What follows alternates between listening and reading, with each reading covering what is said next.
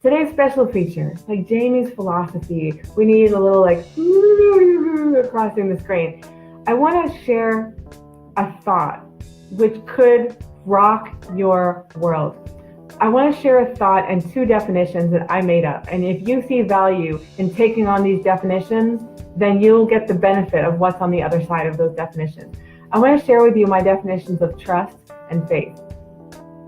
And I want to distinguish how different these things are in terms of how I describe them and why it's worth defining them this way, and what happens when people don't distinguish trust and faith according to these definitions, what happens in their organizations, what happens in their businesses, what happens in their financial lives when they think that trust and faith are one and the same.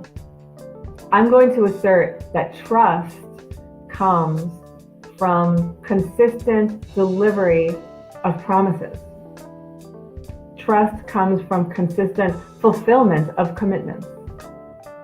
I can count on fill in the blank name or company for fill in the blank results.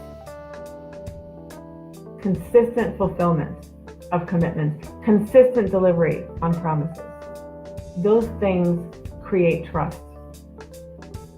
I'm going to define faith as a choice in the face of no evidence. I choose to have faith in you. As such, insert action here. The difficulties come when someone feels like they're entering into a trust relationship, but actually it's a leap of faith. Now, why does that matter? What do these definitions matter?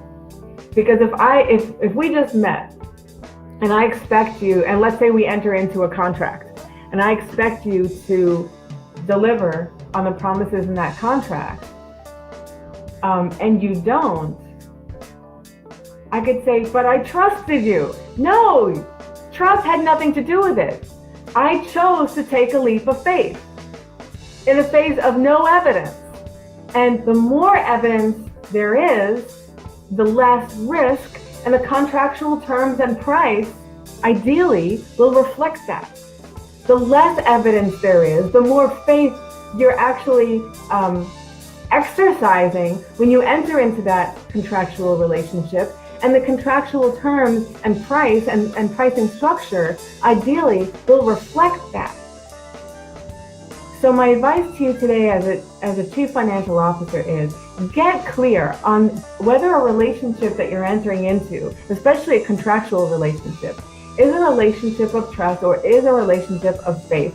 And keep in mind the correlation, the negative correlation, meaning the opposite of risk and price. No, sorry, the positive correlation of risk and price. The higher the risk, well, I guess it depends on what side of the equation you're on. If you're entering into a relationship to pay for services, the higher the risk, the lower the price should be. Because it's a situation of faith.